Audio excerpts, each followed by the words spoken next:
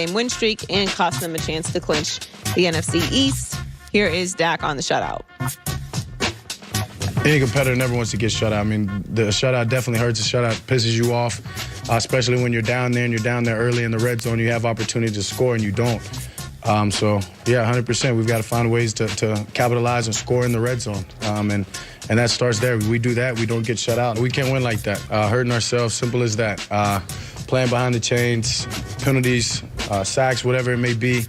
Incompletions, we just hurt ourselves from the beginning all the way to the end, and we never really gave ourselves a chance.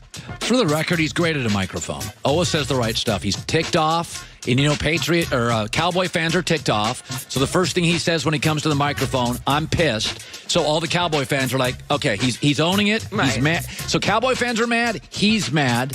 But I go back to something here, Joy.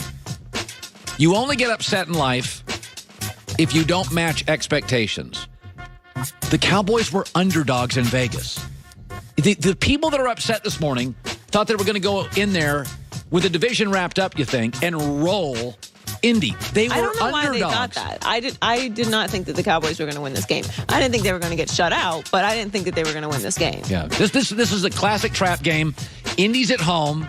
Indy has more to play with. You have a decided advantage at quarterback, Indianapolis. And Dak and the Cowboys had come off some really, really important wins. This was your classic letdown. Even their defense, by the way, their run defense, Goulet, you love your Cowboys. The Colts ran the football with a fourth-rounder, Marlon Mack.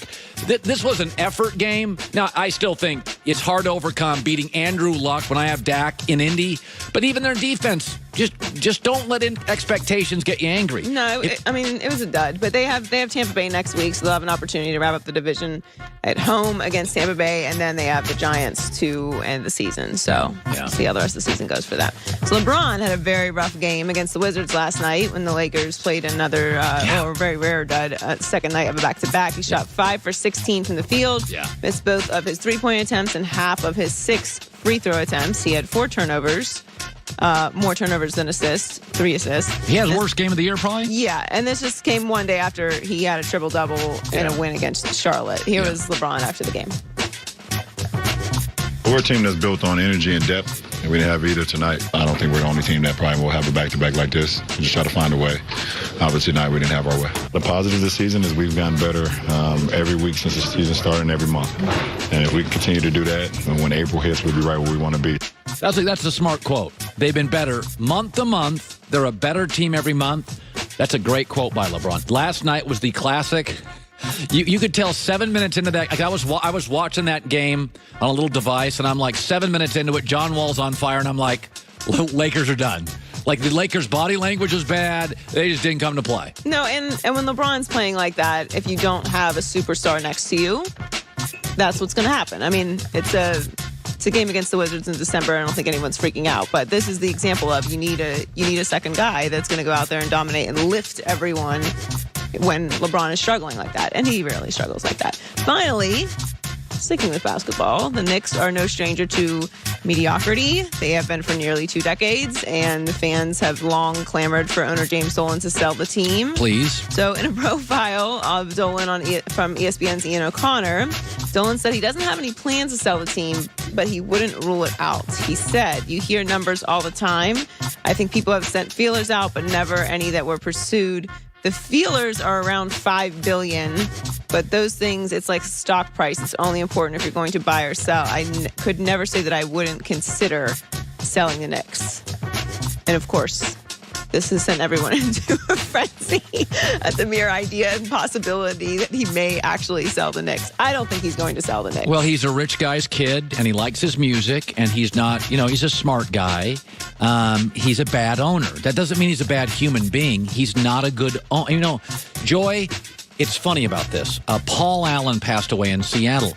Paul, I always found as an NFL owner, was a great owner. He had money, he was very supportive, but he stayed away and knew what he wasn't. James Dolan shares some of those qualities, but the difference is I think James Dolan doesn't ever give anything time. Fire a GM, fire a coach, get rid of a player. Well, I think James Dolan has been rumored to be a little more meddling than that. He's impatient. Right. He's impatient. He meddles. And more than anything else, like the Knicks being the franchise that they are and historic and in New York City and a basketball mecca, to have a dysfunctional team to the point where free agents don't even want to go there. Think about this. Here's what's amazing about the NBA. The New York, Philadelphia, and D.C., these are huge, huge Eastern markets, have mostly been dysfunctional for 20 years, and the NBA is still a very popular league. It's probably the second or third most popular sports league in America. They've gotten no favors. I mean, the Clippers now are good, and I think they're going to get Kawhi Leonard, so the Clippers are fine. But the NBA over the last 15 years, their best run teams have been small markets. I mean, can you imagine in the NFL if Tampa Bay led their division and it was Buffalo? But in the NFL right now, I get Chicago, I get it Dallas. Yeah, I mean, luckily, what the NBA has done is taken advantage of its youth and social media. Yes. And the ability for anyone to be a fan of any player and raising the star. Plus, it's a global game. Yeah. So that helps the NBA and its popularity widely. That they could use the Knicks, though. But yes, of course we could use the Knicks. It would be amazing. Like, how amazing would it be if the Knicks were actually a relevant team? Can you imagine if the Cowboys for 25 years were irrelevant? I mean, the Knicks have been irrelevant for 2 decades, and the NBA is still popular. It's a mess. Joy with the news. Well, that's the news. And thanks for stopping by. The Herd Lie News. I said this. Trent Dilfer's coming up, so don't go anywhere. I said this yesterday. I was talking to somebody about this. Friday on the show, I said, you're going to see Andrew Luck and you're going to see Dak Prescott. And Dak Prescott is going to be driving a Lamborghini to work.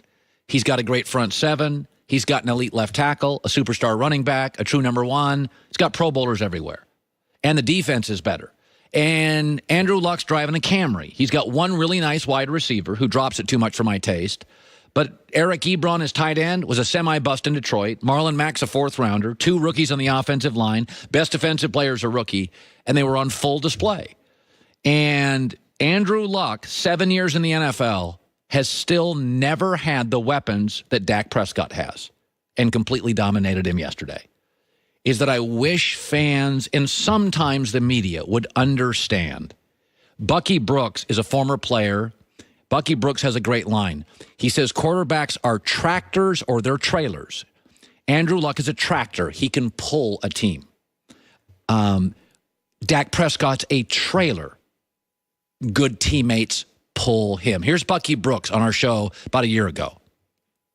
Quarterbacks come in 2 forms. They're either trucks or they're trailers, meaning trucks, they can carry the team. It doesn't matter what they have around them. They can still find a way to get you to the winner's circle. Trailers are guys who have to depend on the rest of the pieces around them to really support them. The overwhelming majority of the league are trailers. It's just, do you have the people around you that can put the pieces in place that allow you to play at a high level?